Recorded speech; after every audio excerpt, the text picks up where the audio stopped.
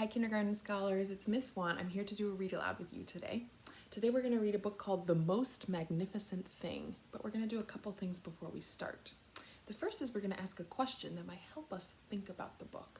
And that question today is, when is a time that you did something that felt really hard, really difficult for you?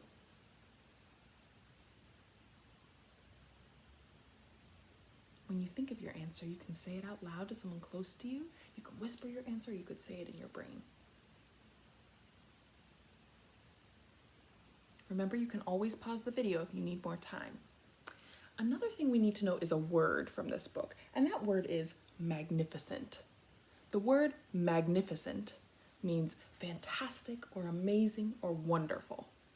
Magnificent. Awesome. All right, before we start, let's look at the cover. Let's notice and wonder. That's something we know good readers do before they start. We've talked about that this week. All right, go ahead, look at the things you see on the cover. I might say something like, I notice there's a little dog running. Go ahead, you can notice the things on the cover.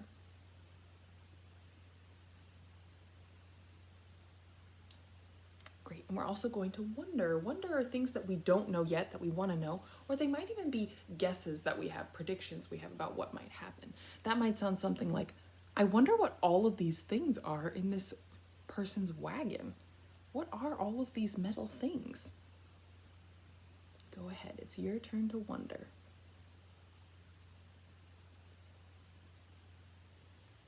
Great. The good reader skill we're going to think about as we read this book is how the characters are feeling. Specifically, we're going to think about this character, the main character, and how she's feeling during the story. All right, let's get started. The most magnificent thing. This is a regular girl and her best friend in the whole wide world. They do all kinds of things together. They race, they eat, they explore, they relax. She makes things. He unmakes things. One day, the girl has a wonderful idea. She is going to make the most magnificent thing. She knows just how it will look. She knows just how it will work. All she has to do is make it, and she makes things all the time. Easy peasy. First, she hires an assistant. Next, they gather their supplies. They set up somewhere out of the way and get to work. And I'm wondering how this character is feeling right now. I'm looking at their face. I notice their face looks comfortable, looks pleasant. And it looks to me like they're low energy just because they're sitting down on the ground. She's working, but her body looks quiet, like her heart is not beating too fast. I'm thinking she's low energy and pleasant, maybe in the green. The girl tinkers and hammers and measures, while her assistant pounces and growls and chews. When she is finished, she steps back to admire her work. She walks around one side. Her assistant examines the other side. It doesn't look right. Her assistant picks it up and gives it a shake. It doesn't feel right either. They are shocked to discover that the thing isn't magnificent or good. It isn't even kind of, sort of okay. It is all wrong. The girl tosses it aside and gives it another go. I wonder how she's feeling if she didn't build the magnificent thing. It's all wrong. She tosses it aside and gives it another go. I wonder how she's feeling here. She smooths and wrenches and fiddles. Her assistant circles and tugs and wags. When she is finished, she stands up and takes a long look at it. Her assistant gives it a nudge with his paw. The thing is still wrong.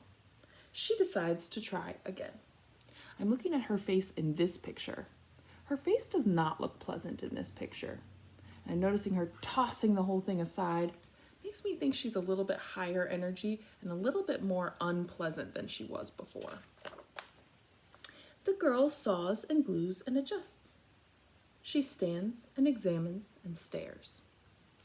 She twists and tweaks and fastens. She fixes and straightens and studies. She tries all different ways to make it better. She makes it square. She makes it round. She gives it legs. She adds antenna.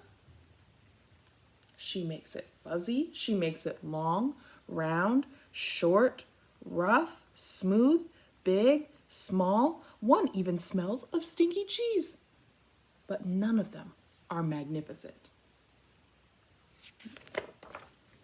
Her hard work attracts a few admirers, but they don't understand. They can't see the magnificent thing that she has in her mind. She gets mad. The author is telling me exactly how she's feeling. She feels mad, and I know mad is a high energy, unpleasant feeling. It's a red feeling. I can tell she's in the red. The illustrator is also showing me this dark cloud above her head, and her eyebrows are clenched, and her fist is clenched. I can tell she's in the red. The angrier she gets, the faster she works. She smashes pieces into shapes. She jams parts together. She pummels the little bits in. Her hands feel too big to work, and her brain is too full of all the not right things.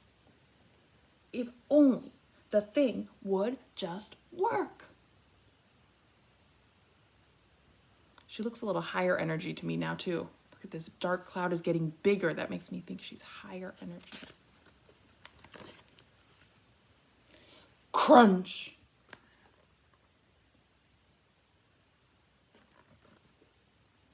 The pain starts in her finger.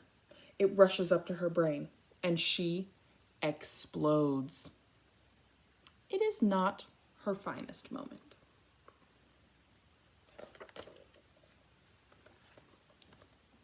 I'm no good at this. I quit. I can tell she's feeling really unpleasant. Her assistant suggests a walk. It's not much help at first. I'm looking at her face in all of these pictures. She looks very unpleasant. Her face right here is down. Her eyes are down. I'm watching her face in the other pictures to see what happens. But before long, she starts to feel different. Bit by bit, the mad gets pushed out of her head.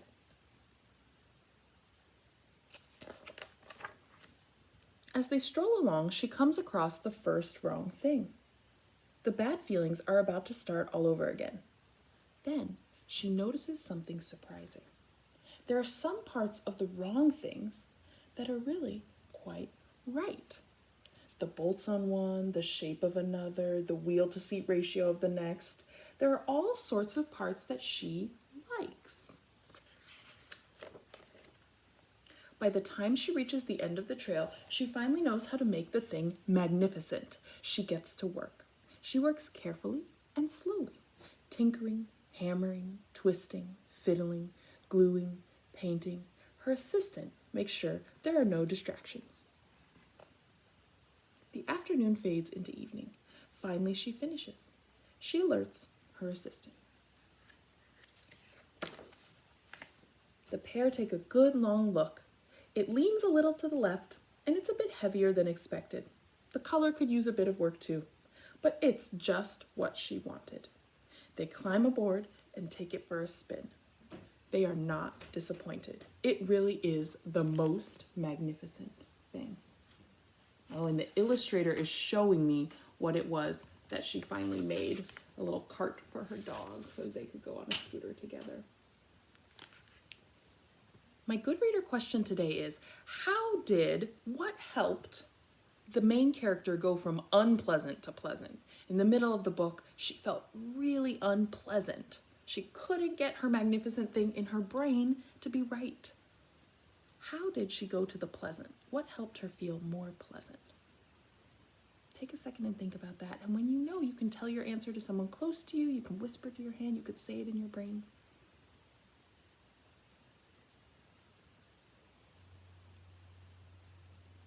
Great. Remember, you can always pause the video if you need more time. So tomorrow in our class, we're going to talk about a word called persevere. Let's clap that together. Persevere. Let's count it. Persevere. 3 syllables in persevere. Persevere means when something's really hard, but we keep going. Even though it's really hard, we keep going. Tomorrow we're going to talk about ways we can persevere in our class, just like our friend in this book persevered and kept trying new things even when it felt difficult. So I want you to think about that. And today, in your answer, you're going to record yourself talking about a way that you could persevere or that we could all persevere together. Ways that we can keep going even when things are hard. All right, we can't wait to hear your ideas. You can audio record them, and we'll see you.